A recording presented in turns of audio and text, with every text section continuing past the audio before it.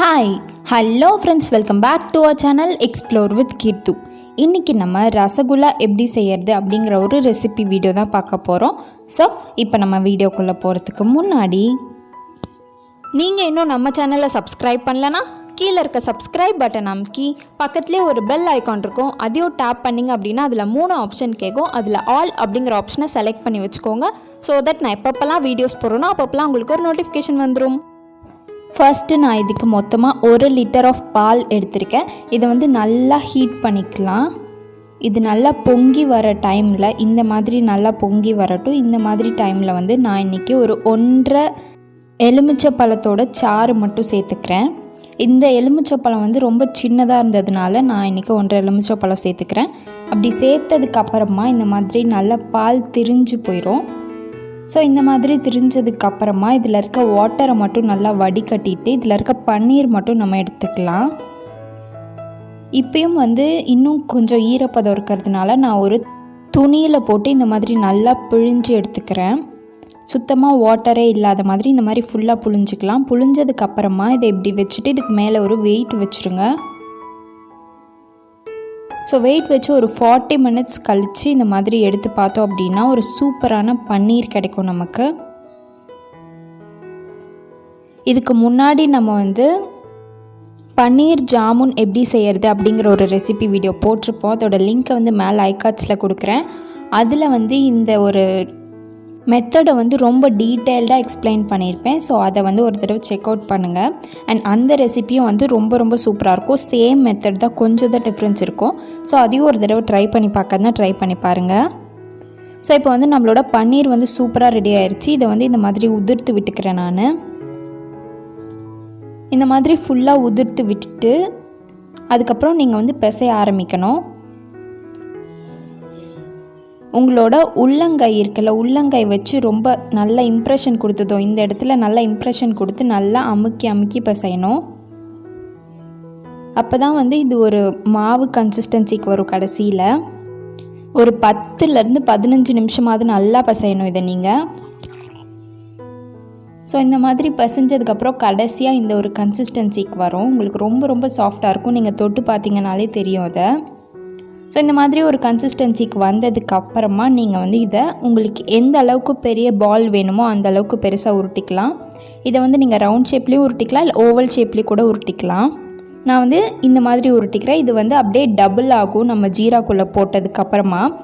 இதில் முக்கியமான விஷயம் இதில் வெடிப்பு இல்லாமல் நல்லா உருட்டிக்கோங்க. இந்த மாதிரி வெடிப்பு இருந்துச்சு அப்படின்னா நமக்கு ஜீராக்குள்ளே போட்டதுக்கப்புறம் நல்லா பெருசாக வெடிச்சிரும். ஸோ இப்போ ஜீரா செய்கிறதுக்கு ஒரு எம்டி பேனில் நான் கரெக்டாக 4 கப் ஆஃப் வாட்டர் சேர்த்துக்கிறேன். 4 கப் ஆஃப் வாட்டருக்கு நான் கரெக்டாக 2 கப் ஆஃப் சுகர் சேர்த்துக்கிறேன். அதே கப்பில் சேர்த்து இதை நல்லா கலக்கி விட்டுக்கலாம். சுகர் நல்லா கரைஞ்சதுக்கப்புறம் உங்களுக்கு வேணும் அப்படின்னா நீங்கள் இதை ஒரு தடவை வடிகட்டிக்கலாம். இப்போ இது நல்லா கொதிக்க வச்சுருங்க. கொதிக்க வச்சுட்டு கூட கொஞ்சோண்டு ஃப்ளேவருக்கு நான் ஒரு 4 ஏலக்காவை தட்டி உள்ளே போட்டுக்கிறேன். இது ஒரு 7 to 8 மினிட்ஸ் நல்லா கொதிச்சதுக்கப்புறமா இதில் கொஞ்சோண்டு லெமன் ஜூஸை பிழிஞ்சு விட்டுக்கிறேன். இப்படி புழிஞ்சு விட்டுக்கிட்டோம் அப்படின்னா இது சக்கரை கட்டாமல் இருக்கும் சீரால.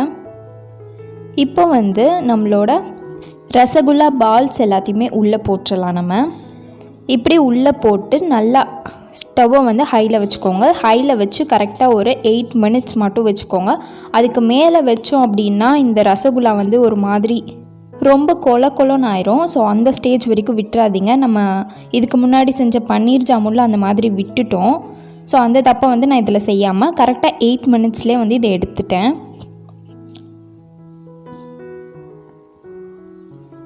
உங்களுக்கு பார்த்தாலே தெரியும் அது நல்ல ஒரு டபுள் த அமௌண்ட்டில் நல்ல பெருசாக இருக்குது. அந்த ஜீரா எல்லாத்தையும் நல்லா உறிஞ்சு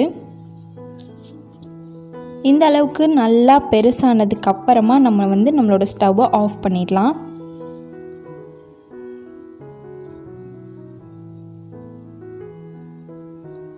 ஸோ ஆஃப் பண்ணி இதை அப்படியே விட்டுருங்க. கொஞ்சம் ஆறட்டும். கொஞ்சம் ஆறினதுக்கப்புறம் நம்ம சர்வ் பண்ணிடலாம்.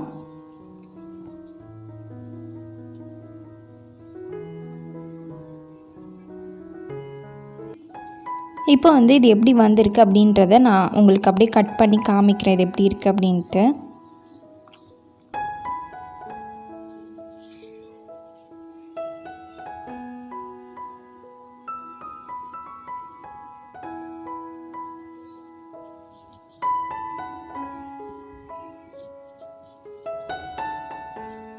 ஸோ உங்களுக்கு பார்த்தாலே தெரியும் எந்த அளவுக்கு ஜூஸியாக இருக்குது அப்படின்ட்டு.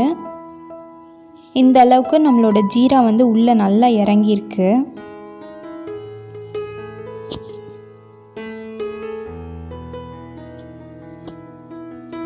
ஸோ அவ்வளோதான், நம்மளோட ரசகுல்லா வந்து ரெடி ஆயிடுச்சு. இதில் வந்து ஸ்வீட்னஸ் மட்டும் பார்த்துக்கோங்க. எனக்கு வந்து இந்த ஸ்வீட்னஸ் கரெக்டாக இருந்துச்சு. நீங்கள் ஒரு தடவை ஜீராவை மட்டும் டேஸ்ட் பண்ணிக்கோங்க ரசகுல்லா உள்ளே போடுறதுக்கு முன்னாடி.